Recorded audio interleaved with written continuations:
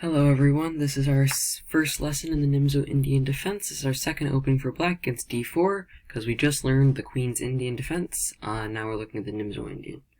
For this opening, we're going to be playing in a fighting style. A lot of our moves are going to involve putting a knight on e4, playing f5, castles, rook f6, rook g6, knight d7, b6, bishop b7. And it's going to look almost identical to a Queen's Indian in a lot of variations. So if we just move on, our key moves is d4, knight f6, c4, e6. That's all the same as the normal Queen's Indian defense that we've already been looking at. And now, knight c3 and bishop e4, not knight f3. So if white decides to play knight c3 and white does not want to play knight f3, then this is the line that we're going to play. So this line right here, that would be the Queen's Indian. This one right here, that's the Nimzo-Indian. So if we just move on. Oops, a little too far there.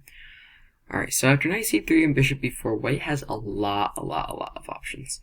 So these are all the options that we are going to study. This is pretty much all of them, except for some rare lines that we aren't going to look at because they're just so rare, there's not even any point anymore. So,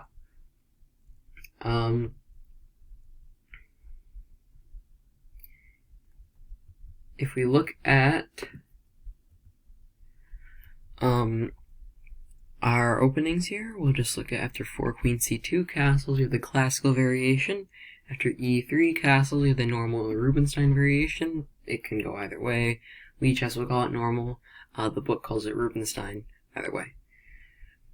Knight f3 b6, we went briefly, we looked at this very briefly in the Queen's Indian because it is a transposition. It's Kasparov-Duchamp variation. Bishop g5 b6, a popular variation.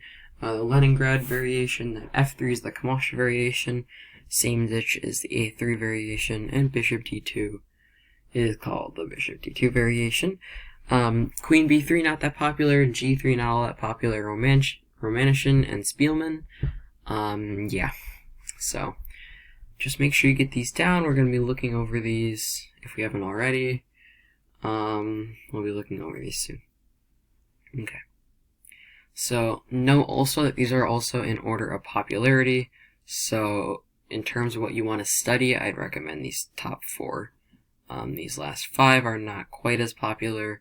F3 is it's kind of debatable. Some clubs will have literally everyone playing this, and some of them won't. This is kind of an either-or thing. I will note that the same ditch does happen to be a lot more popular in club play than it is among masters. So I'd recommend studying, if we look over here, I'd recommend studying these top 4, as well as this one right here. Just put a little scribble there. Alright, next slide. So first we're going to look at 4 queen c2. So 4 queen c2 is the most popular move after in the Nimzo-Indian. So if we look here, it is the most popular. It's most popular in club play and among masters. So I've actually had this in quite a few of my games, and it is also called the classical variation, the Nimzo-Indian, which we should have learned on the previous page. We're aiming to protect with white the c3 knight, because that we don't have to take back with the pawn if we ever take and get doubled pawns. We don't want those doubled pawns as white. We want to have a nice good pawn structure. So we respond to that with castles. As you'll notice, the little yellow squares indicate that castles are the last move played.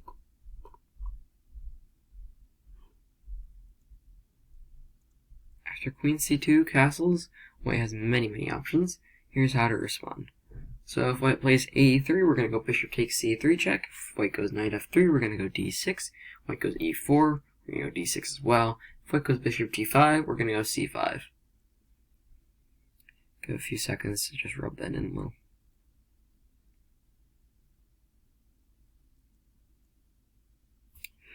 Alright, and so let's look at 5a3 in more detail.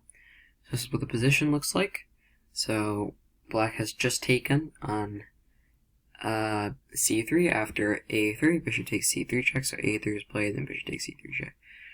So we're assuming that white is going to take with the queen. If he takes with the pawn, you're better because you can just go b6, d6, knight b, d7, all that. Yeah. So Let's assume that queen takes c3, and after that we're going to go b6, and then if they play knight f3, then we're just going to fianchetto, and we're going for a d6, knight b d7, rook e8, and rook c8, and we're going to go e5 in the future, or c5. If they play bishop g5 here, then we're going to go bishop b7, and we're going to go h6, and bishop h4, we're going to go g5, and we're going to go knight e4, and we're just going to try to tempo that dark squared bishop as much as we can. I'll actually give you a little time to just rub that in a little more, like I said, before we move on to the next slide.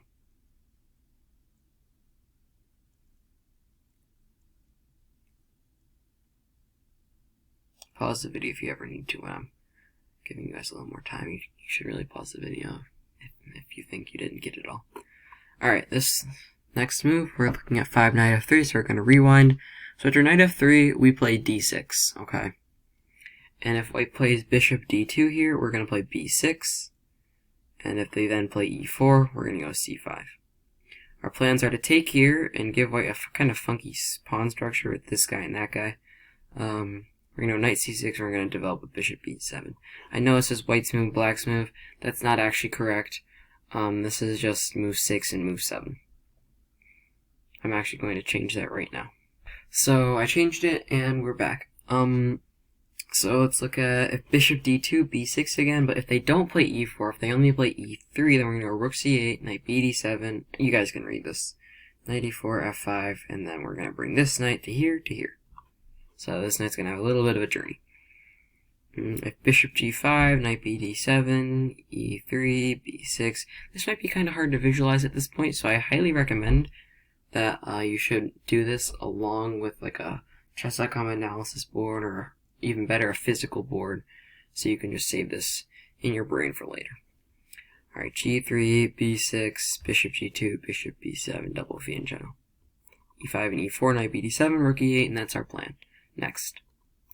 Now if we look at 5e4, I apologize if you can't read this text, it's pretty small, but we're looking at 5e4, we go d6, bishop d3, whoops, wrong bishop, e5, so we're just going to kind of push e5, we're coming in. If they play 7a3, we're just going to take. And yeah, so if they don't play 6 bishop d3, if they don't move there, then we're going to play, if they play 6a3, then we're just going to take. So basically, if they ever play a3 in the Nimzo-Indian, we just snap up that knight, no matter what the position is, in almost every case. So if they take, then we're just going to go e5. So basically, our goals here are essentially to push e5 and to take here.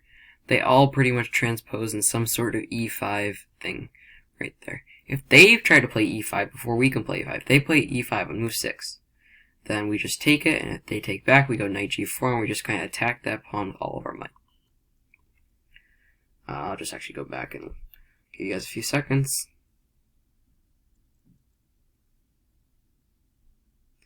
Alright, so hopefully you paused the video there. If you didn't, you can go back and do that again.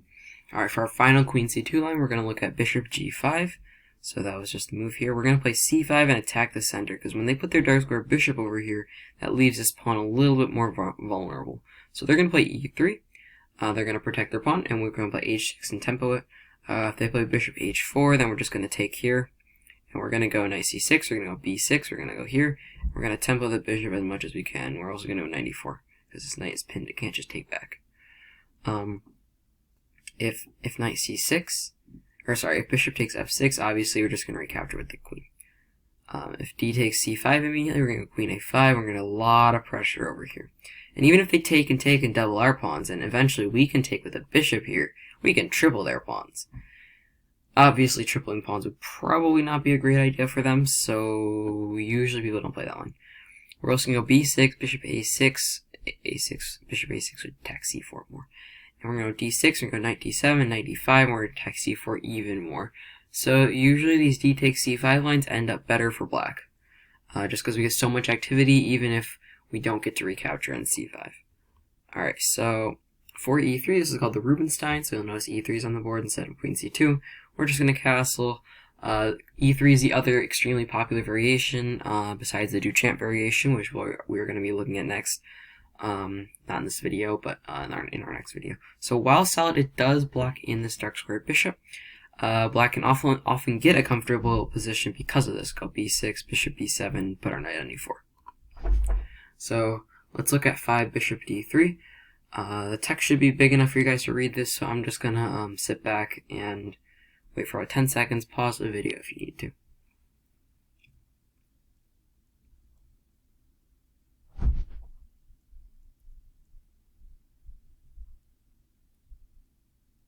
Alright, so hopefully you did pause the video, and we are back.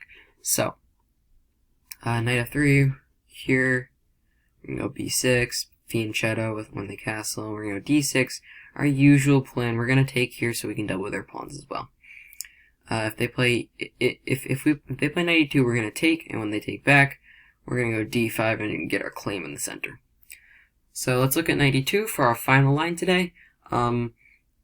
After knight e2, we're going to respond to c6. We're going to go d5. That's our main big plan here. If they do try to play a3, we're going to go here, and then all the way back.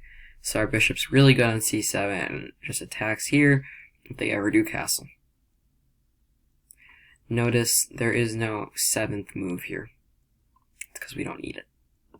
The plan's pretty clear. Alright, so I'm going to go through those slides real quick again. So we have our original thing here. I'll spend about 5 seconds on each slide and I'll stay silent the whole time, and you can pause the video if you ever need it. I really want you guys to get these lines down, so that'd be great.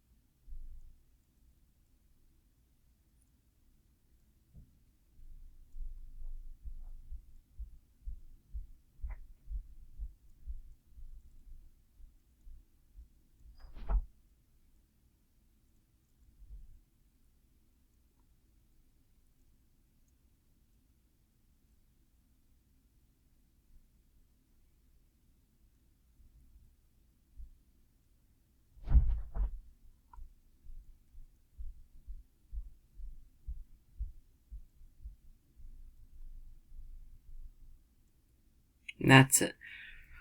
So I hope you guys look at this. Remember to just try to get these lines down, study throughout the week, and all that. See you in the next one.